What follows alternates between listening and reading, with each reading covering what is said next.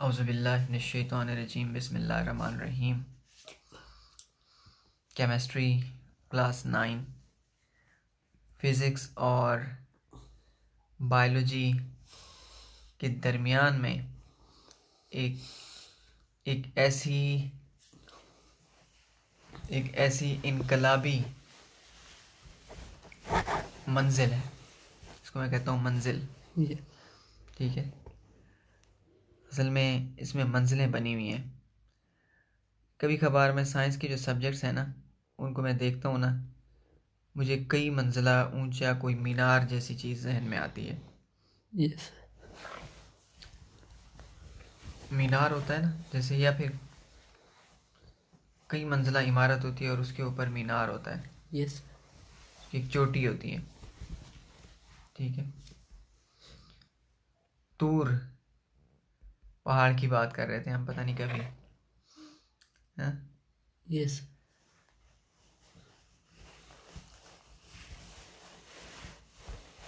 इसकी जो फाउंडेशन है ना साइंस की, उसकी बुनियादों में फिज़िक्स है। ठीक है, जहाँ पे हमें कुदरत के कवानीन तुलू होते हुए नज़र आते हैं। ठीक है, जब निकलते हुए नज़र आते हैं। ठीक, और इसकी ऊपर की जो मंजिलें हैं वो बायोलॉजी है। ठीक है, बायोलॉजी में आपके कमालात हैं, कमालात। ठीक है, मौजज़ात हैं, करिश्मे हैं। आपने पढ़ा है, आपने चैप्टर एंजाइम पढ़ा है। हैरत अंगेज़ है कि नहीं? यस सेल में क्या हो रहा है। हाँ, मोलेकुलर मशीन्स के बारे में, माइटोकॉन्ड्रिया यस याद है आपको? यस हाँ, आपको याद है Krebs cycle, yes Calvin cycle? कमाल है कि नहीं है? यस ठीक है, अब हम जो चीज़ों के नाम ले रहे हैं, आपको पता है ये क्या है? ये केमिस्ट्री से निकल रही हैं चीज़ें। हम बायो में ज़रूर डिस्कस हो रही हैं, लेकिन ये आ रही केमिस्ट्री से है। क्रेब्स साइकिल केमिस्ट्री है, फोटोसिंथेसिस और Calvin cycle dark reactions chemistry है। हाँ, तो बायोलॉजी के मोजज़ात जो है ना, ठीक है। अच्छा, आपको याद है माइटोसिस और मियोसिस? हाँ, आपको सिंगल सेल से पूरा बेबी बनता हुआ वो फिगर याद है? यस ठीक, हमने ज़्यादा डिस्कस नहीं किया था, हमने सिर्फ एक चीज़ डिस्कस की थी कि शुरू मियोसिस से होता है काम और बाद में माइटोसिस से कंप्लीट होता है। यस ठीक है, और एक सेल से डिवीजन होती रहती है उस वक्त तक जब तक कि एक पूरा बेबी नहीं बन जाता यस है ना। अब बताएं, इससे बड़ा कोई और मौजज़ा होगा? ठीक, तो ये बायोलॉजी मौजज़ात की दुनिया है। ठीक है, इसमें मौजज़ात होते हैं। ठीक है, मिरेकल्स होते हैं। ये वो मौजज़ात हैं जो जो क्रिएटर के हैं। ठीक, पैगंबरों वाले मौजज़ात का सिलसिला अभी नहीं है, क्रिएटर वाले मौजज़ात का सिलसिला कभी रुकेगा भी नहीं। ठीक, अब मैं कुछ बताना ये चाहता हूँ आपको कि बिटवीन क्या है। हाँ, बायोलॉजी और फिज़िक्स जहाँ पे जुड़ती हैं, ठीक, अक्सर दो दरिया जहाँ जुड़ते हैं ना, दो दरिया जहाँ मिलते हैं, यस वो जगह बड़ी तूफ़ानी जगह होती है। ठीक, या दरिया जब समंदर में मिलता है, यस दरिया जब समंदर, जैसे यहाँ से दरिया, आपको पता है आपके एरिया से दरिया जाता है। यस ठीक है, ये सिंध दरिया जाके समंदर में गिरता है, तो वो पानी इसको पुश करता है, ये पानी उसको पुश करता है, यस तो वहाँ बड़ी बड़ी लहरें उठती हैं और वो जगह बहुत बेचैनी होती है उस वक्त। समंदर को भी बहुत बेचैनी होती है और दरिया भी बहुत बेचैन होता है। ठीक, तो वहाँ ऊंची ऊंची लहरें उठती हैं। यहाँ पे भी दो सब्जेक्ट्स का जहाँ पे मिलाप होता है ना, ठीक है, आज हम उस बाउंड्री पे आ गए, उस सरहद पे आ गए जहाँ से फिज़िक्स ख़त्म होती है ठीक। और एक उस तरफ से एक सरहद है जहाँ से बायोलॉजी ख़त्म हो रही है, बायोलॉजी की इब्तिदा हो रही है। ठीक है, फिज़िक्स का इख्तिताम हो जाता है, एंड आ गया है, और बायोलॉजी की शुरुआत या इब्तिदा हो रही है। यस लेकिन ये इब्तिदा एक इनकलाबी जगह से होती है। ठीक है, किससे होती है? इनकलाबी जगह। लफ्ज़ इनकलाब का मतलब क्या होता है? इनकलाब कहते हैं तख्ता उलट देना, हलचल को कहते हैं। ठीक है, ऐसी तब्दीली जो पुराने पूरे निज़ाम को बदल के रख दे, पुराना निज़ाम चले ही ना, उसको कहते हैं इनकलाब। Yes sir. पुराने निज़ाम को का तख्ता उलट के आप एक नया निज़ाम ले आए, दैट इज़ कॉल्ड इनकलाब। ठीक है, ठीक है। अब आप बायोलॉजी की दुनिया देखें, क्या बायोलॉजी में फिज़िक्स के कवानीन लगते हैं? बायोलॉजी में कहाँ फिज़िक्स के कवानीन लगते हैं? फिज़िक्स के कानून बायोलॉजी में नहीं लगते। यस ठीक है, यस मसलन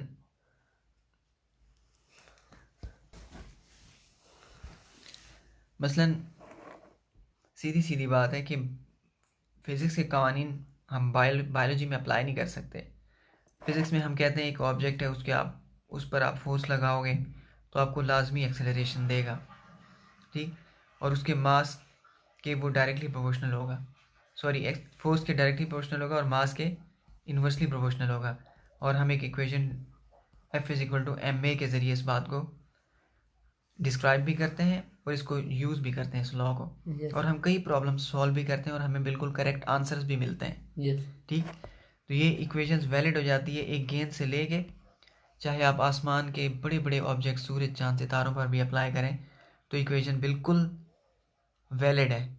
ठीक है, यस और एक्यूरेट है और सही साबित होती है, दुरुस्त साबित होती है। ठीक है, ज़मीन से लेकर आसमानों तक ये दुरुस्त साबित होती है कि नहीं होती? होती। अब ज़रा बायोलॉजी में आओ। ठीक, अगर कोई बायोलॉजिकल ऑब्जेक्ट है, बायोलॉजी में तो हम लिविंग थिंग्स को डिस्कस करते हैं ना। यस हाँ, हम आपकी गाय या बकरी को ले लें, अगर हम उस पर फोर्स लगाएं, अगर उसकी मर्जी ना हो जाने की, वो जाएगी? नहीं जाएगी ना। यस मुझे पता है जब कभी बकरा जिद कर ले ना जाने की, फिर उसको खींचते रहो, वो नहीं जाता है। यस ठीक है, और जब उसकी मर्जी हो जाने की तो फिर फोर्स ना भी हो तो वो मूव करने लगता है। यस ठीक है, शायद इतनी अच्छी मिसाल नहीं है, लेकिन हम इतना तो कह सकते हैं ना कि बायोलॉजी में ऑब्जेक्ट्स की अपनी मर्जी होती है, यस फिजिक्स में नहीं होती। यस ठीक है, फिजिक्स में वो बाहर के कवानीन के पाबंद होते हैं, बायोलॉजी में ऑब्जेक्ट्स का एक अपना माइंड भी होता है। यस ठीक है, तो इसलिए सिंपल सी बात है, आप फिजिक्स वाली चीज़ें ला के सीधे सीधे अगर बायोलॉजी में ला के रख देंगे, बायोलॉजी में आपको कोई नई डिस्कवरी नहीं मिलेगी। ठीक है, you can't discover new things using laws of physics in biology. Okay, okay. लेकिन एक बात है कि जिस तरह गहरा ताल्लुक फिज़िक्स का मैथ से है, ठीक है, हमने डिस्कस भी किया था इस चीज़ को यस कि फिज़िक्स और मैथ का बहुत ही गहरा ताल्लुक है, किंग और क्वीन जैसा है। यस ठीक है, कुछ ऐसा ही मामला बायोलॉजी का केमिस्ट्री के साथ है। यस ठीक है, केमिस्ट्री के लॉज को बायोलॉजी ज़रूर इस्तेमाल करती है। ठीक है, अब इतना बड़ा कवानीन में जो चेंज आ रहा है, बायोलॉजी की जो बिल्कुल मुख्तलिफ दुनिया है, जो फिज़िक्स से बिल्कुल अलग दुनिया है, ये तब्दीली आखिर आई किस मकाम पर है? ठीक है, अगर हम साइंस को एक इमारत के तौर पर देखते हैं, ठीक है, यस तो ये एक इब्तदा होगी ना इस तब्दीली की। वो यस फिज़िक्स चलते चलते चलते जब हम बारीकियों में जाते हैं, जब हम एटम्स और मॉलिक्यूल्स की दुनिया में जाते हैं ना, तो एकदम इनकलाब आ जाता है। ठीक, यहाँ से वो कानून जो हम अक्ल से बनाते हैं वो आके फेल होने लगते हैं यस और बिल्कुल नई दुनिया एक इमर्ज होती है, एटम्स और मॉलिक्यूल्स की दुनिया।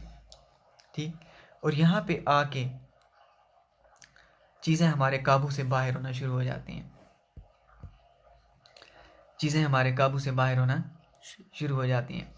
एलिमेंट्स को हम इजीली समझ सकते हैं, कंपाउंड्स सिंपल कंपाउंड समझ में आते हैं, कंपाउंड्स कॉम्प्लेक्स होते जाते हैं, ऑर्गेनिक केमिस्ट्री निकल आती है।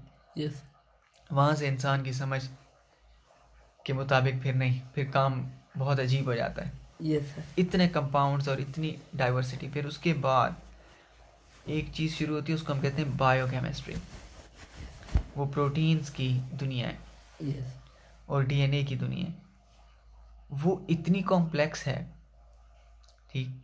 और फिर एंजाइम्स हैं, वो केमिकल रिएक्शंस हैं कि इंसान सिर्फ उनको कि हो क्या रहा है, ठीक है, ये भी पूरा जानना मुमकिन नहीं रहता।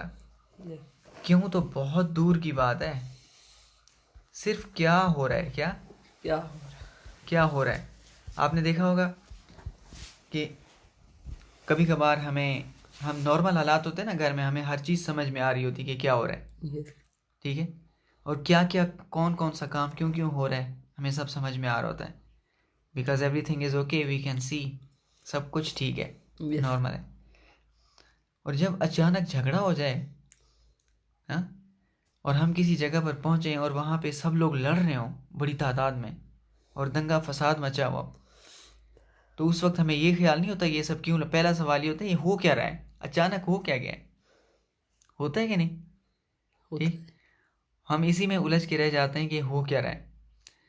जब इंसानी अक्ल बायोकेमिस्ट्री में और सेल्स में पहुंचती है ना, ठीक, हम और ख़ास तौर पर जो बायोकेमिस्ट्री की दुनिया है, इसमें साइंसदानों की तहकीक ज़्यादातर इस बात के गिर्द घूमती है कि ये क्या हो रहा है, ठीक है। फोटोसिंथेसिस में क्या हो रहा है, क्रेब्स साइकिल में क्या हो रहा है। मैंने आपको क्रेब्स साइकिल में एक बात बताई थी कि बायोकेमिस्ट्स इस अंदाज में सोचते ही नहीं है। वो सोचते हैं अगर हम इसमें पढ़ गए ना, हमें जॉब ही नहीं मिलेगी, ठीक है, Yes. क्योंकि इतने कॉम्प्लेक्स केमिकल रिएक्शंस हैं कि हम उनको, ये क्यों हो रहा है। मैंने आपको जब क्रेब्स साइकिल पढ़ाया था, मैंने आपको ये नहीं बताया था कि क्यों हो रहा है। मैंने आपसे कहा था कि आपने ये याद रखना है कि क्या हो रहा है। याद है आपको? तभी आप कर पाएंगे। ये था, ये बन गया, ये था, ये बन गया, ये था, ये बन गया, फिर ये हुआ, फिर ये हुआ, फिर ये हुआ, ठीक। Yes. वाकयात की बात है, हाँ, Yes. अमेजिंग बात है कि नहीं। है अब बताएं, फिजिक्स में तो हम हर बात में क्यों का जवाब होता है हमारे पास। हम तो बाल की खाल उतारते हैं, गुम होके रह जाती Yes. है ना। बोलती, मैं कहता हूँ अक्सर, केमिस्ट्री में आके बोलती बंद हो जाती है। किसकी? फिजिक्स की बोलती, ठीक है। Yes. शुरू में चलती है, शुरू में फिजिक्स बोलती है। आप देखिएगा, अभी हम ब्रांचेस पढ़ेंगे ना, ठीक है, फिजिक्स आके केमिस्ट्री में बोलेगी, ठीक है। बाद में केमिस्ट्री वो करिश्मे दिखाएगी कि फिजिक्स की बोलती बंद हो जाएगी। Yes. शुरू में बोलेगी फिजिक्स, ठीक है। इनकलाब ऐसे नहीं होता, एकदम नहीं आता ना, ठीक है। शुरू में आगाज होता है, स्टार्ट होता है।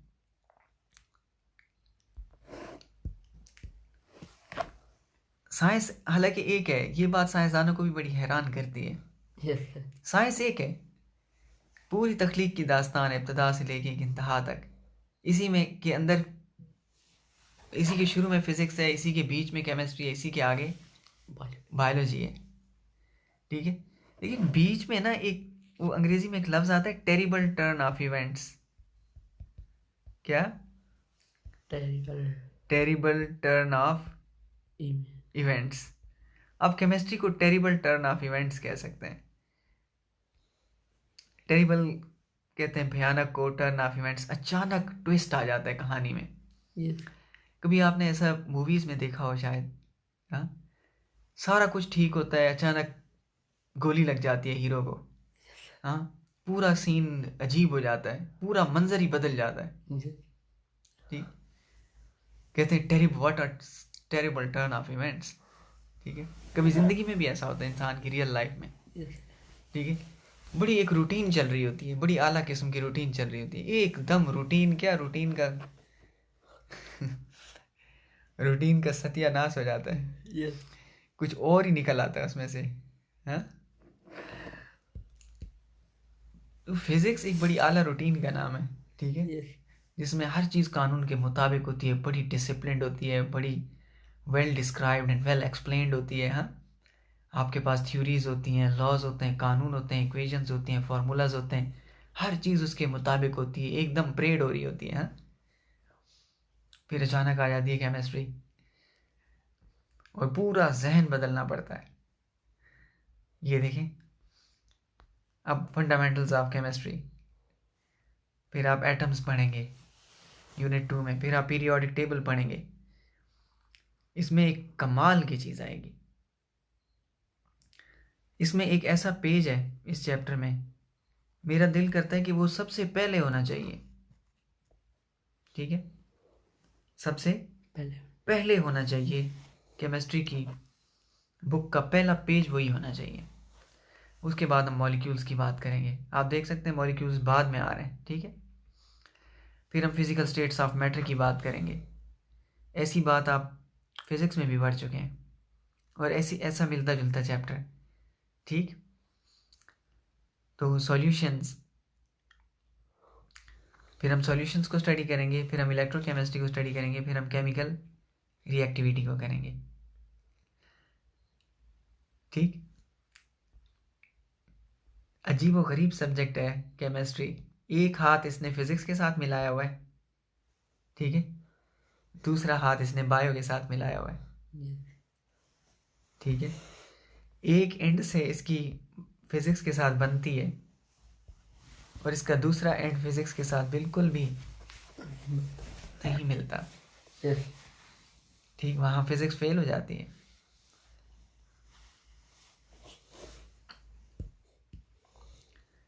ठीक है, किसी को मेरी बात बुरी भी लग सकती है, फिजिक्स के ज़्यादा चाहने वाले हैं, मैं खुद भी फिजिक्स के चाहने वालों में से हूँ, ठीक है।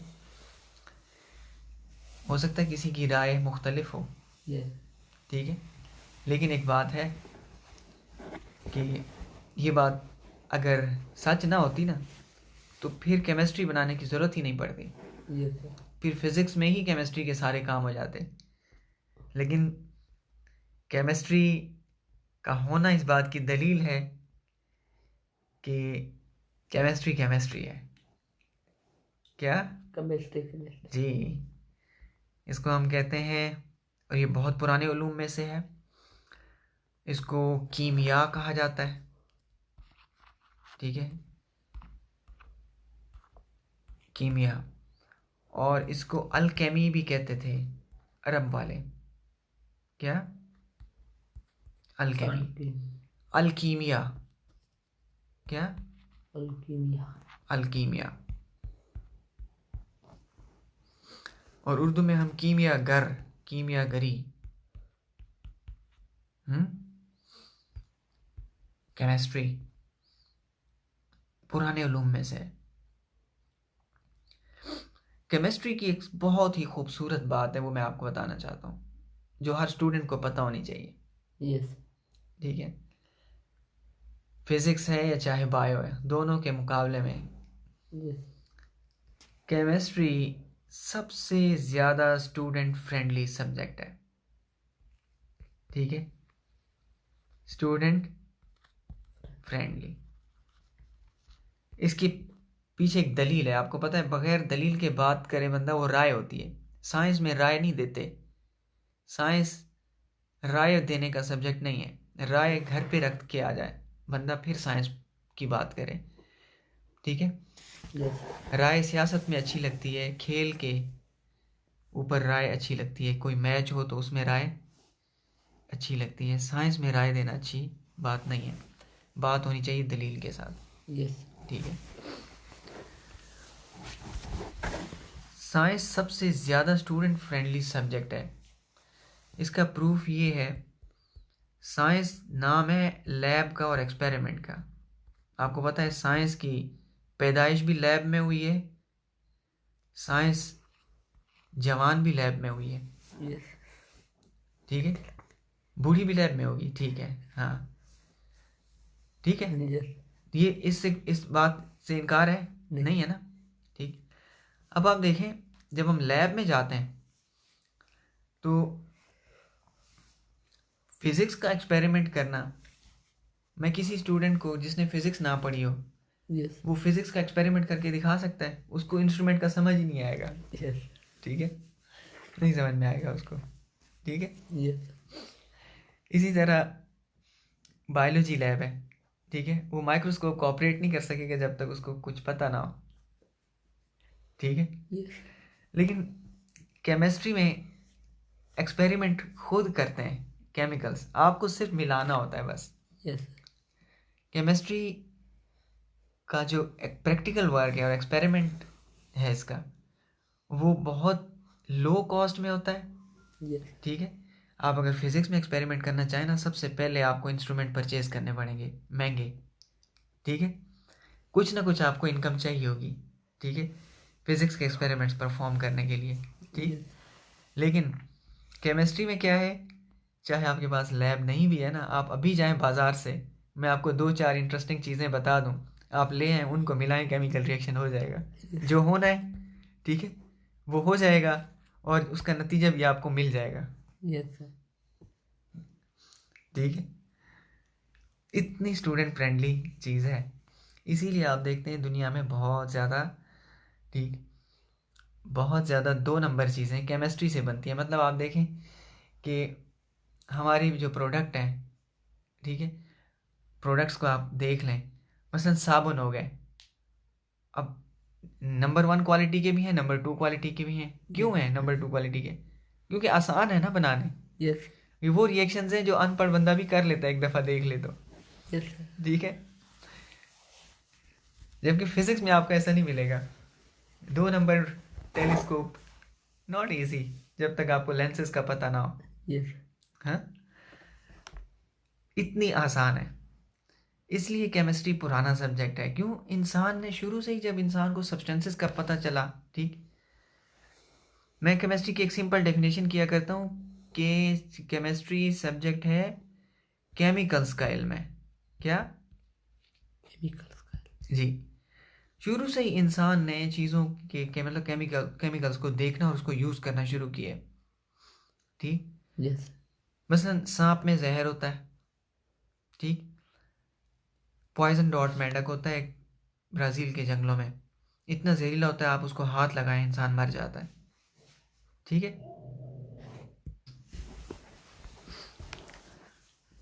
आप सोचेंगे इंट्रोडक्शन काफ़ी लंबा हो गया है, लेकिन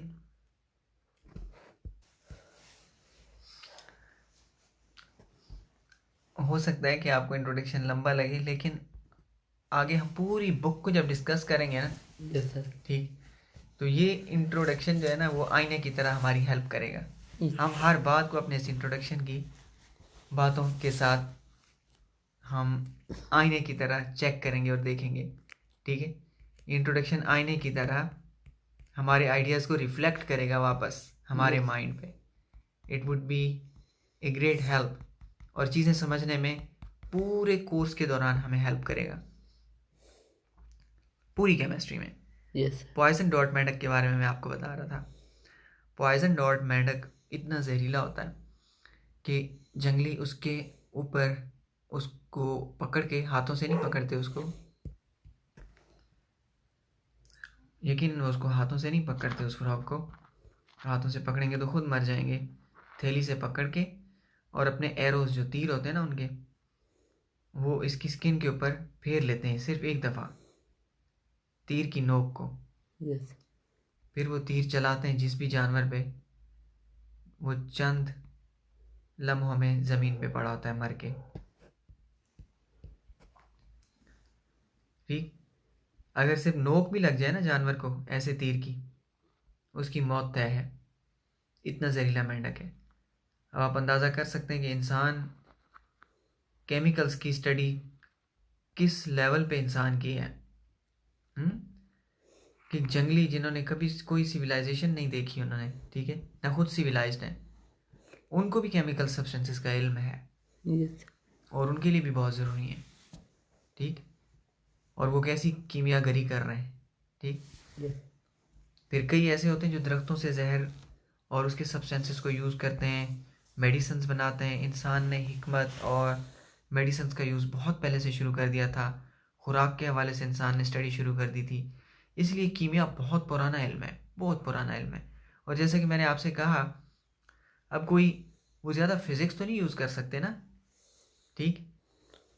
तो ना वो जेनेटिक म्यूटेशन कर सकते हैं। हाँ, जानवरों को पाल ज़रूर सकते हैं, लेकिन इसके अलावा और क्या बायोलॉजी वो यूज़ करेंगे? यस जंगली, ठीक। और इसी तरह फिज़िक्स भी वो किस हद तक यूज़ कर सकते हैं? तीर कमान की हद तक। यस हाँ, not a lot of physics, ठीक है। मैं तो हैरान होता हूँ कि फ़िज़िक्स में चीज़ को बनाना कितना मुश्किल है। Physics how tough it is. आप जब इंजन को देखते हैं, अब हम बढ़ते हैं केमिस्ट्री में आगे भी, ठीक। मैं मज़ीद ज़्यादा बातें नहीं करना चाहता, सिर्फ एक बात आपको बताना चाहता हूँ, आखिरी बात इस बारे में, और फिर हम ब्रांचेस के ऊपर आते हैं। यस स्टीम इंजन देखा है ना आपने? एक टरबाइन होती है स्टीम इंजन के बारे में, फिज़िक्स के एक चैप्टर में मैंने पढ़ाया था। यस एक टरबाइन होती है और उस पे हम स्टीम थ्रो करते हैं बहुत प्रेशर के साथ, गर्म स्टीम। टरबाइन घूमती है और इलेक्ट्रिसिटी पैदा होती है, ठीक। ये जनरेटर तो बाद में इजाद हुआ है, यस ठीक है। लेकिन ये जो मैकेनिज़्म है स्टीम का और टरबाइन का, ठीक, ये तो पहले से, स्टीम भी पहले से मौजूद थी और टरबाइन भी पहले से मौजूद थी, ठीक है। लेकिन ये इंजन नहीं बन सका। यस ये जेम्स वाट ने आके बनाया, जेम्स वाट ने यस आके बनाया इंडस्ट्रियल रेवोल्यूशन के ज़माने में, ठीक है। आज से तकरीबन 200-250 साल पहले बना है, ठीक। पिछले पूरी तमाम इंसानी तारीख में ये नहीं बन सका है इंसान से। अब आप अंदाज़ा करें कि फ़िज़िक्स में आइडिया डेवलप करना और उसमें एक्सपेरिमेंट करना और इन्वेंशन करना इतना आसान नहीं है, जबकि केमिस्ट्री में न्यू केमिकल एंड कंपाउंड और रिसर्च करना। मैं सिर्फ इधर आपको एक छोटा सा फ़र्क बताना चाहता हूँ, शायद आपको ये चीज़ जो पॉइंट है ना, ठीक है, try to pick it so that I can start chemistry.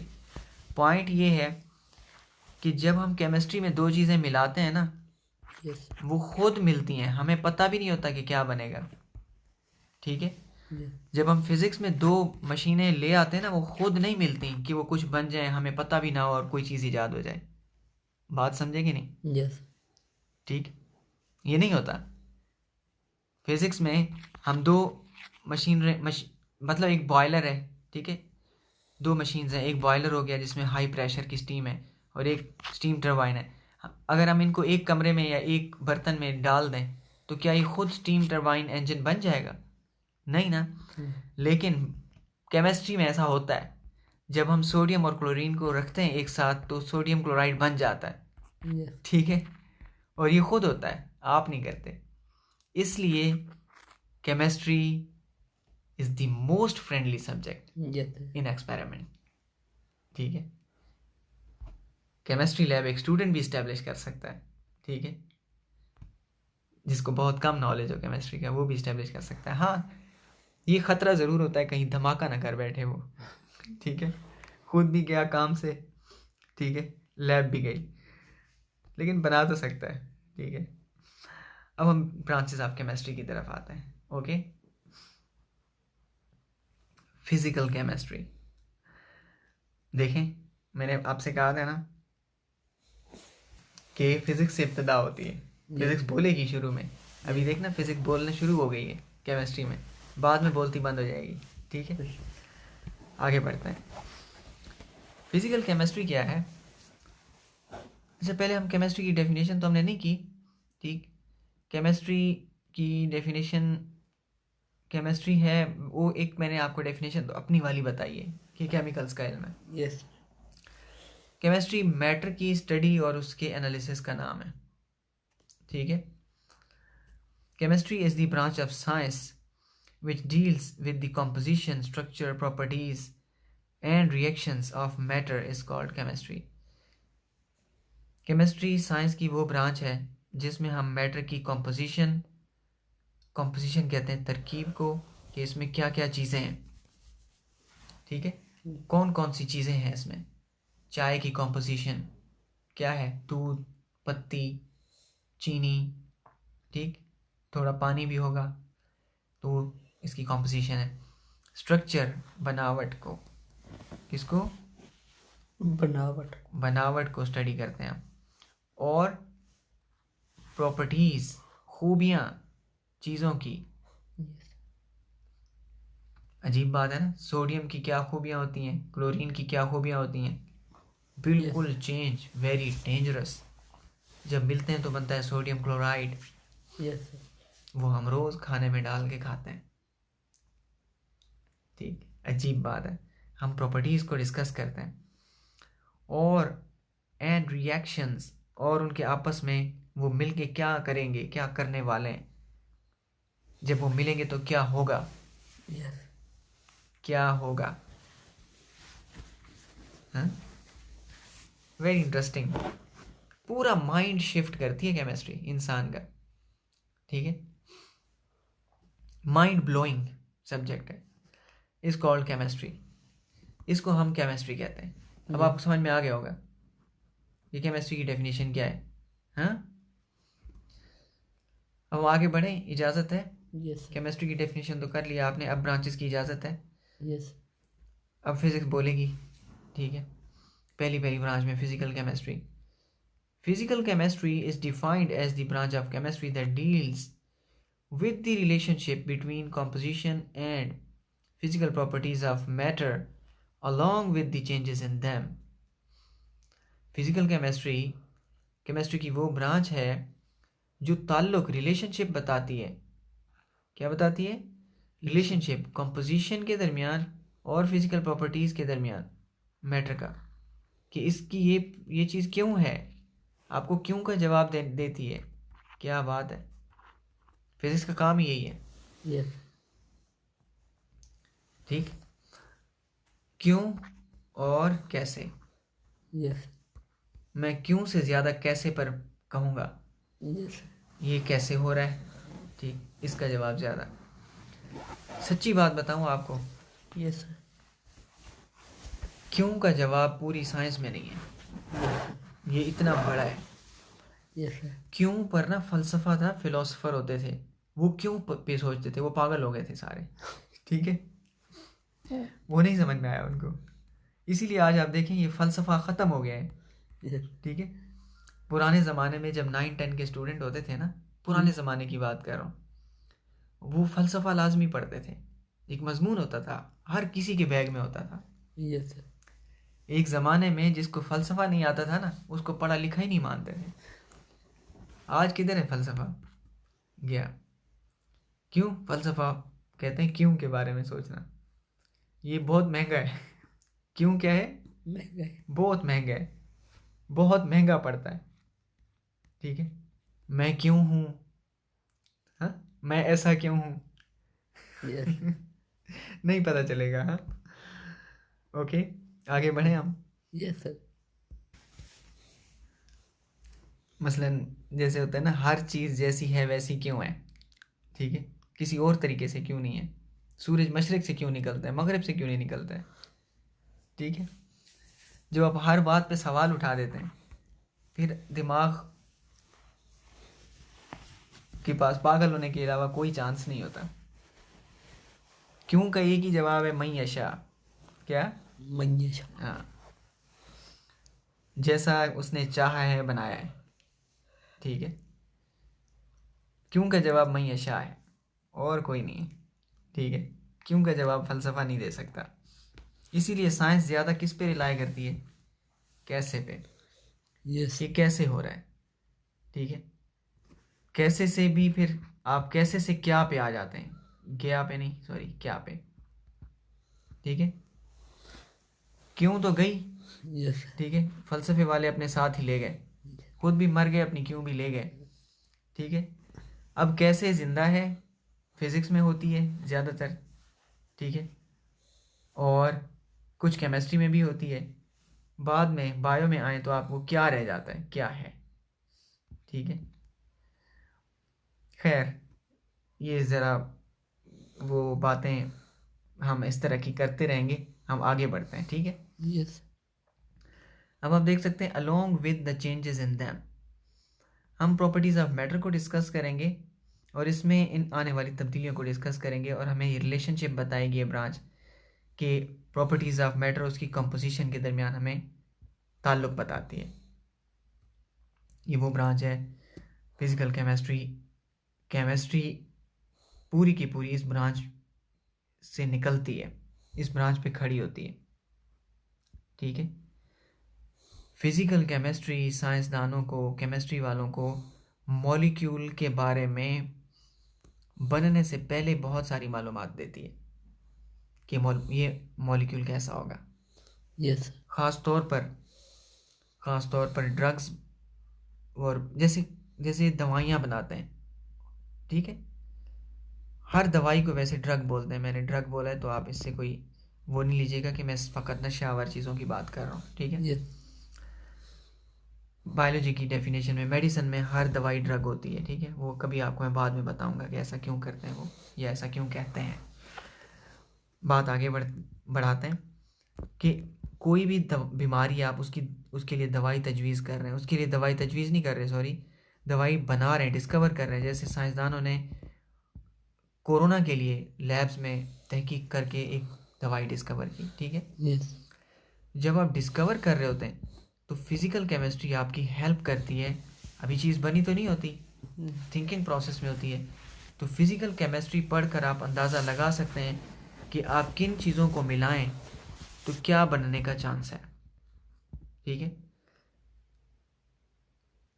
इसलिए ये बहुत पावरफुल ब्रांच मानी जाती है और बहुत ज़्यादा यूज़फुल मानी जाती है, क्योंकि ये हमें केमिस्ट्री की थोड़ी गहरी समझ देती है, जो केमिस्ट्री में बहुत मुश्किल से मिलती है। केमिस्ट्री को गहराई से समझना बहुत मुश्किल काम है। फिज़िक्स में आसान है, ऑब्जेक्ट्स हमारे सामने होते हैं, एटलीस्ट हमारे पास डायरेक्ट ऑब्जर्वेशंस होती हैं। आसमानों की ऑब्जर्वेशन होती है कि नहीं होती, हमारे पास होती है ना। ठीक, फिर हम रियाजी का बहुत सारा इस्तेमाल करते हैं। केमिस्ट्री की गहरी समझ हासिल करना बहुत मुश्किल है, फिज़िकल केमिस्ट्री बहुत मददगार साबित होती है केमिस्ट्री वालों के लिए। ठीक, इसलिए केमिस्ट्री और फिज़िक्स की बनती है, शुरू में बड़ी दोस्ती बनती है, जिसको हम कहते हैं फिज़िकल केमिस्ट्री। वो मकाम जहाँ फिज़िक्स और केमिस्ट्री की अच्छी दोस्ती बनती है उसको फिज़िकल केमिस्ट्री कहते हैं। ठीक है, आगे है ऑर्गेनिक केमिस्ट्री। लफ्ज़ ऑर्गेनिक ऑर्गन से निकला है, ऑर्गन तो बायो में होते हैं। हाँ, Yes. असल में पुराने ज़माने में ऑर्गेनिक केमिस्ट्री को इसलिए ऑर्गेनिक केमिस्ट्री कहते थे क्योंकि लिविंग थिंग्स से जो केमिकल हासिल होते थे ना, वो ऑर्गेनिक होते थे, और जो नॉन लिविंग से हासिल होते थे वो इनऑर्गेनिक होते थे। बाद में पता चला कि ऑर्गेनिक कंपाउंड्स को हम खुद भी बना सकते हैं। ठीक है, तो इसलिए फिर ऑर्गेनिक केमिस्ट्री की डेफिनेशन चेंज हो गई, वो ये है, अब नई डेफिनेशन ये है, organic chemistry is the study of covalent compounds of carbon and hydrogen, Yes. Hydrocarbons and their derivatives. ये इसकी डेफिनेशन है कि ऑर्गेनिक केमिस्ट्री की वो ब्रांच है जिसमें हम हाइड्रोजन और कार्बन के कोवेलेंट कंपाउंड्स को डिस्कस करते हैं। कोवेलेंट क्या होता है वो हम आगे पढ़ेंगे। ठीक है, बस कोवेलेंट एक चीज़ होती है। ठीक है, कोवेलेंट एक केमिस्ट्री में एक जोड़ का नाम है। ठीक है, एक किस्म की चिपकाने वाली चीज़ है। ठीक है, जो कंपाउंड्स को, जो एलिमेंट्स को जोड़ती है। ठीक है, Yes. एलिमेंट्स को जोड़ने वाली एक चीज़ है। ठीक है, एक किस्म का बॉन्ड है। ठीक है, क्या है, बॉन्ड, ग्लू है, ग्लू ग्लू होता है ना जैसे। Yes, sir. ठीक है, उसको हम कोवेलेंट कहते हैं। ठीक है, मैं एक मिसाल दे रहा हूँ ग्लू की। Yes. ठीक है, आप ये नहीं समझिएगा दुकान पे चले जाएं कोवेलेंट वाला ग्लू देना। ठीक है, सर ने कहा था कोवेलेंट बॉन्ड एक ग्लू होता है। ठीक है, ओके। तो Okay. कंपाउंड बनता है इसमें, ठीक, कौन सा, कार्बन और हाइड्रोजन के जितने कंपाउंड्स बनते हैं उनको हम स्टडी करते हैं, कोवलेंट कंपाउंड्स को। अच्छा, इन कंपाउंड का एक अलग नाम है केमिस्ट्री में, इनको कहते हैं हम हाइड्रोकार्बन्स। और इनकी खास बात ये है, लिविंग थिंग्स से जितने भी कंपाउंड्स होते हैं ना हासिल, जानदारों से, लिविंग थिंग्स से, जैसे तेल है, जैसे दूध है, यस जैसे शहद है, ठीक, जैसे चीनी है, गुड़ है, मक्खन है, गोश्त है, स्टार्च है, ठीक है, चिकनाई है, सारी चीज़ें जो आप लिविंग थिंग से, लेदर हासिल करते हो, आप रुई हासिल करते हो, रुई कपड़े बनते हैं, रुई हासिल करते हो, ठीक है। तो ये सारी चीज़ें हैं जो आप लिविंग थिंग से हासिल करते हो ना, अगर आप इनको देखोगे तो आपको इसमें हाइड्रोजन और कार्बन लाजमी मिलेगा, इसलिए इनका नाम होता है हाइड्रोकार्बन्स। यस लिविंग थिंग के जो कंपाउंड्स हैं वो ज़्यादातर हाइड्रोजन एंड कार्बन से बने हुए हैं। ओके, ओके तो इसलिए इनका इनका नाम हाइड्रोकार्बन्स होता है। हम हाइड्रोकार्बन्स, इसको हम सिंपली यूँ भी कहते हैं, organic chemistry is the study of hydrocarbons and their derivatives. Hydrocarbons और उनके डेरिवेटिव्स को, वो कंपाउंड जो फिर इनसे बनते हैं, वो डेरिवेटिव्स होते हैं, ठीक है, डेरिवेटिव्स। वो कंपाउंड जो हाइड्रोजन एंड कार्बन से बनेंगे वो हाइड्रोकार्बन्स कहलाएंगे, ठीक है, हाइड्रोकार्बन्स एंड देयर डेरिवेटिव्स। समझ में आ गई ये बात? हाइड्रोकार्बन्स और उसके डेरिवेटिव्स की स्टडी करना ऑर्गेनिक केमिस्ट्री है। यस क्यों अलग अलग ब्रांच है, मैं आपको इतनी गुजारिश यहाँ पे कर देना चाहता हूँ, मेरा दिल कर रहा है मैं ये बात आपको, इतनी बात इसके बारे में ज़रूर बता दूँ जो उसकी सबसे ख़ास बात है। पीरियोडिक टेबल में 118 एलिमेंट हैं। पीरियोडिक टेबल की अभी बात मैंने आपको दिखाया नहीं है। पीरियोडिक टेबल पूरी केमिस्ट्री का सबसे अहम वर्क का है, सबसे अहम वर्क, सबसे अहम पेज पूरी केमिस्ट्री का। क्या, मैं इसको पूरी साइंस का सबसे अहम पेज कहता हूँ। पूरी साइंस का सबसे अहम पेज क्या है? पीरियोडिक टेबल, ठीक है, पीरियोडिक टेबल। पीरियोडिक टेबल में दो एलिमेंट्स, एक चोटी पे रखा हुआ है हाइड्रोजन और दूसरी तरफ एक रहता है कार्बन। यस इन दो को निकाल लें आप, हाइड्रोजन और कार्बन को अलग कर लें, ठीक है, और बाकी बचे 116, ठीक है। बाकी तमाम 116 एलिमेंट्स मिला के जितने कंपाउंड बना सकते हैं, अकेले हाइड्रोजन और कार्बन मिलके इन सब से ज्यादा कंपाउंड पैदा करते हैं। बताओ, अजीब लगा कि नहीं लगा? हैरत हुई है? नहीं हुई? इसका मतलब बात समझ में नहीं आई होगी। मैं फिर कह रहा हूं 116 बाकी एलिमेंट्स मिलके इतने कंपाउंड नहीं बना सकते जितने सिर्फ ये दो, हाइड्रोजन और कार्बन, सिर्फ हाइड्रोजन और कार्बन, सिर्फ की बात कर रहा हूं, सिर्फ हाइड्रोजन और कार्बन इतने कंपाउंड बना सकते हैं कि जितने बाकी सारे 116 सारे यस मिल के नहीं बना सकते। यस अभी तुम्हारी शक्ल से मुझे नजर आया कि बात समझ में आई है। यस सर अजीब बात है ना? इमेजिन तो करो ना, Yes. ये दो इतने कंपाउंड बना सकते हैं, बना सकते क्या, इनके हैं भी फिर है। यस दुनिया में जितने इन दो के कंपाउंड्स हैं ना, बाकी 116 के नहीं है, यस ठीक है। इसलिए अब इनकी अलग केमिस्ट्री, हक बनता है कि नहीं बनता? बनता है हाँ, इसलिए बंदा जब ऑर्गेनिक केमिस्ट्री की डेफिनेशन सुनता है, भाई हाइड्रोकार्बन कोई आसमान से उतरे हैं, ठीक है, कि सिर्फ इनके लिए अलग केमिस्ट्री की ब्रांच बना दी है, कोई बात होती है, Yes. ठीक है, जो औरों में नहीं होती, ठीक है। इनऑर्गेनिक कंपाउंड्स, इनऑर्गेनिक केमिस्ट्री, बाकी सबकी केमिस्ट्री अलग है। क्या बात है, हाँ? यस अब आप देखिए इनऑर्गेनिक क्या है। Inorganic chemistry deals with the study of all elements and their compounds. क्या बात है, except those of compounds of carbon and hydrogen, सिवाय हाइड्रोजन और कार्बन के कंपाउंड्स के, हाइड्रोकार्बन्स के अलावा, एंड देयर डेरिवेटिव्स, और उनके डेरिवेटिव्स के अलावा बाकी सबकी स्टडी इनऑर्गेनिक कहलाती है। यस एक डैश, यस एक डैश और डैश सब पे भारी हैं, ठीक है। एक हाइड्रोकार्बन कंपाउंड सब पे भारी हैं, यस ठीक है। It's applications in every aspect, और इंडस्ट्री में सब में एलिमेंट्स सब में इसके वो हैं, ठीक है। इनऑर्गेनिक समझ में आ गया होगा अब आपको। यस फिर भी पल्ला किसका भारी है? हाइड्रोजन और कार्बन का, है ना। यस पल्ला इसी का भारी है। सब इधर है, सब इधर है HC, पल्ला इसका भारी है, यस ठीक है। इधर 116, सब 116, इधर HC, यस पल्ला इसका भारी है। विनर, क्या बात है, क्लीन स्वीप कर देता है, इतने कंपाउंड्स हैं। Biochemistry, yes it is the branch of chemistry. कमाल की जगह पे आ गए ना हम, यस ठीक है। कमालात, अब इधर से काम ऐसा इधर बदलता है ना, ऐसी तब्दीली आती है, ऐसी तब्दीली आती है कि बस ना पूछें। It is the branch of chemistry in which we study the structure, composition and chemical reactions of substances found in living organisms. Living things के अंदर जो चीज़ें बनती हैं, कंपाउंड्स बनते हैं, हम उनको स्टडी करते हैं। ये वो दुनिया है जहाँ ऐसी चीज़ें बनती हैं जो बाहर बनाना नामुमकिन हो जाता है, और नामुमकिन अगर मुमकिन हो जाए उसको ही मोजज़ा कहते हैं। हाँ, नामुमकिन काम अगर मुमकिन हो जाए यस सर उसको क्या कहते हैं? मौजूदा मोजज़ा। आप सेब बना सकते हैं?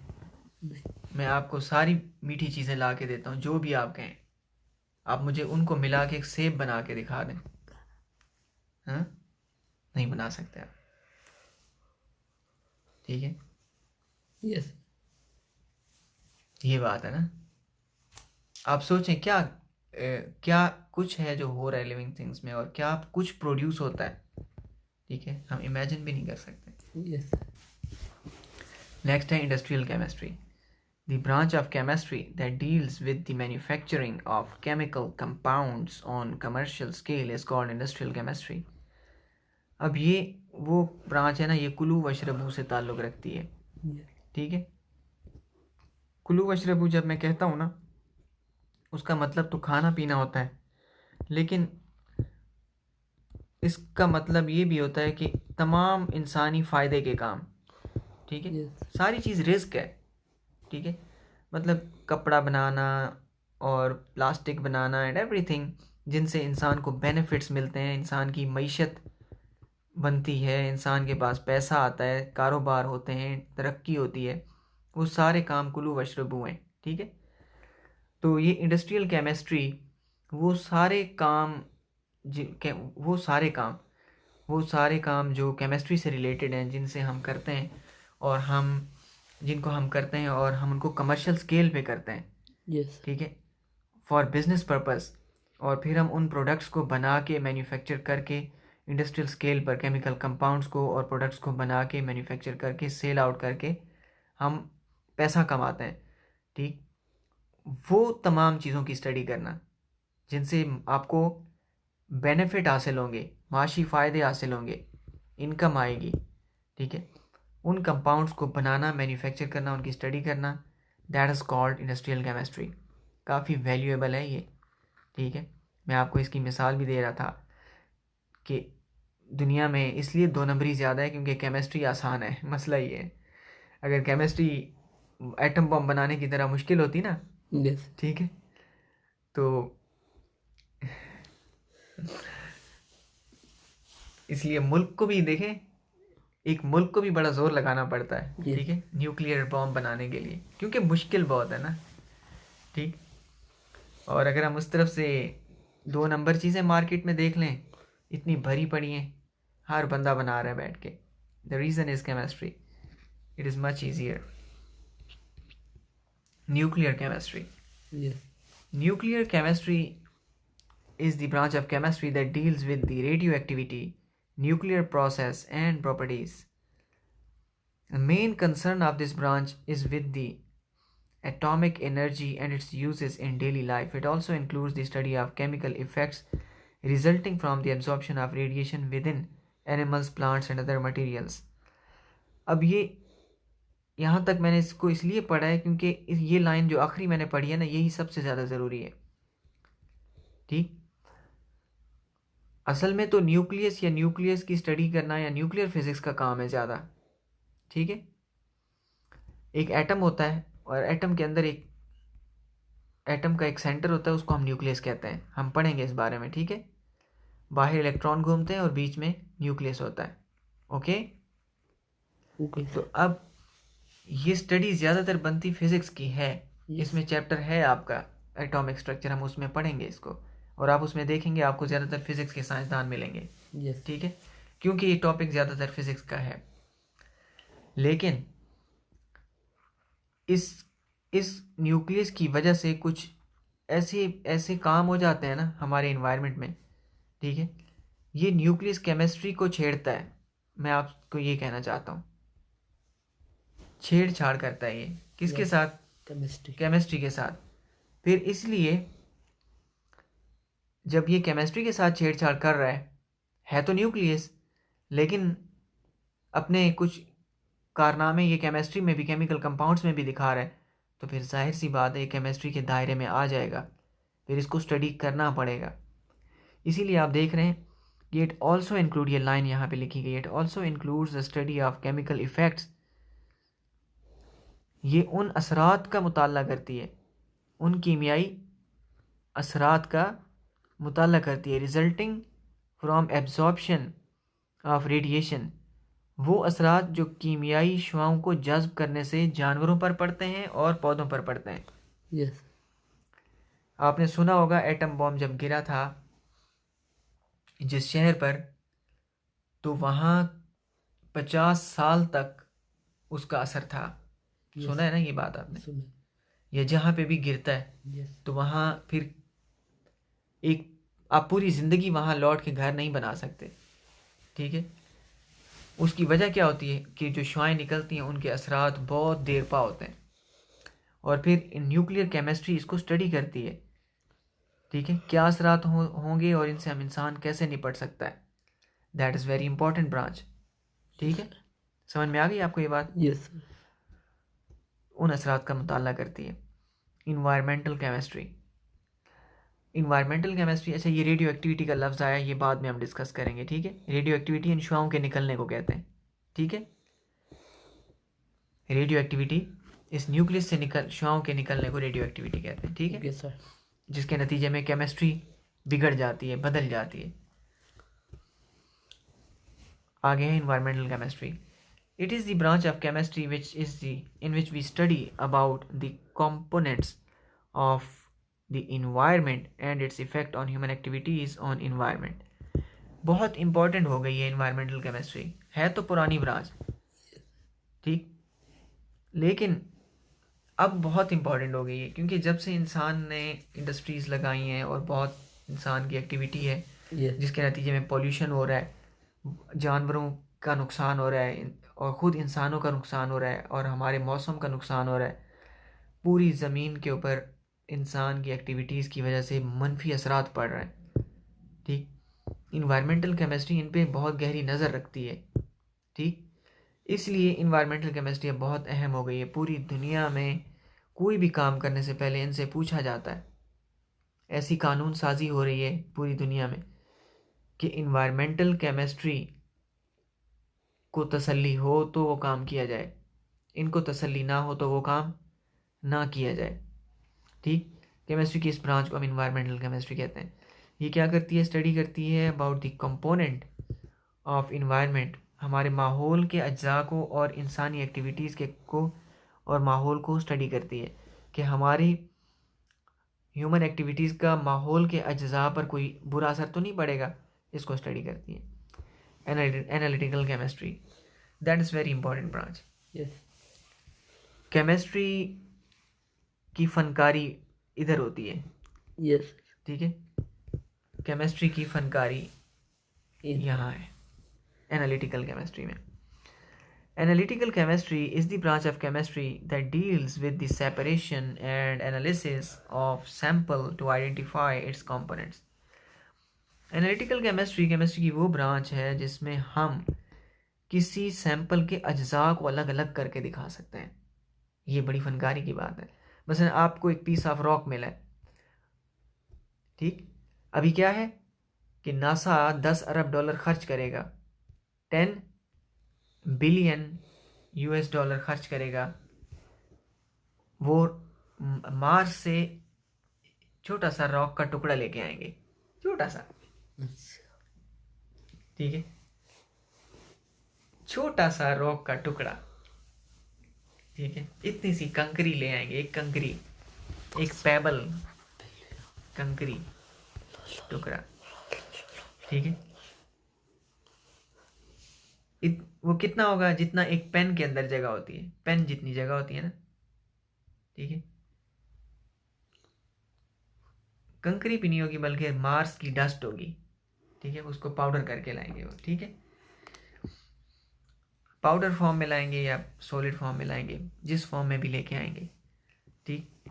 10 अरब डॉलर खर्च होंगे उस पर, ठीक। ला के आपका क्या ख्याल है वो क्या करेंगे उसके साथ? उसका एनालिसिस करेंगे कि इसमें है क्या क्या, यस, ठीक, ये किन किन चीज़ों से बनी हुई है, ठीक है। That is analytical chemistry. आप कोई भी सैंपल ले जाएं, वो आपको एक एक एलिमेंट उसका अलग करके दिखा देंगे, कौन सा एलिमेंट है, कितनी क्वांटिटी में और किस कॉम्पोजिशन में रखा हुआ है, किसके साथ बॉन्ड बना के अंदर मौजूद है, किस फॉर्म में मौजूद है, किन प्रॉपर्टीज़ के साथ मौजूद है। They will tell you everything about it, because उनके पास ट्रिक्स होती हैं और टेक्निक्स होती हैं। एनालिटिकल केमिस्ट्री में हम ट्रिक्स और टेक्निक्स को डिस्कस करते हैं, ठीक है। ये ट्रिक्स और टेक्निक्स की केमिस्ट्री है कि हम सेपरेशन कर सकते हैं, किसी भी सैंपल के कंपोनेंट को हम अलग अलग कर सकते हैं और हम पता लगा सकते हैं। एनालिटिकल केमिस्ट्री चोरों को पकड़ने में भी बहुत मदद करती है। यहाँ तक हमारी डेफिनेशंस कंप्लीट हो जाती हैं। अब हम इंशाल्लाह यहाँ से आगे हम दूसरी डेफिनेशंस को डिस्कस करेंगे। हम मैटर को, मिक्सचर को और फिज़िकल प्रॉपर्टीज़ को, हम इन चीज़ों को डिस्कस करेंगे इन दी नेक्स्ट लेक्चर इंशाल्लाह।